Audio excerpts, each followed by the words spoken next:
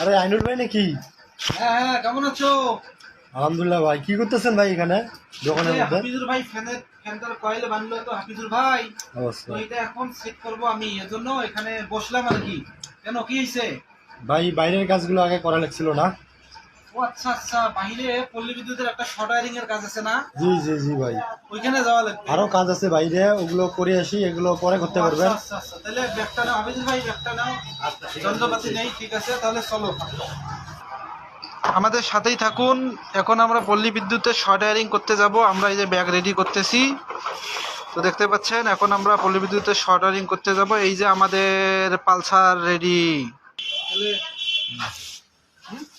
তাহলে কাজে যাবো।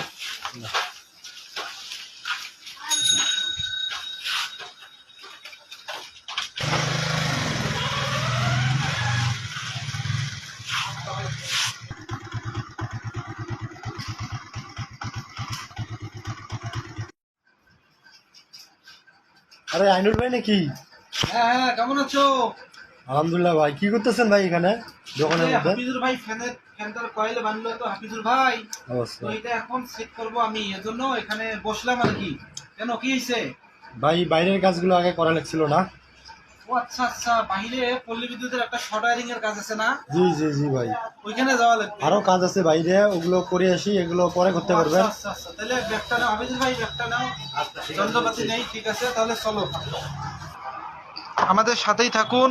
এখন আমরা পল্লী বিদ্যুতের শর্ট ওয়্যারিং করতে যাব। আমরা এই যে ব্যাগ রেডি করতেছি, তো দেখতে পাচ্ছেন এখন আমরা পল্লী বিদ্যুতের শর্ট ওয়্যারিং করতে যাব। এই যে আমাদের পালসার রেডি, তাহলে তাহলে কাজে যাবো।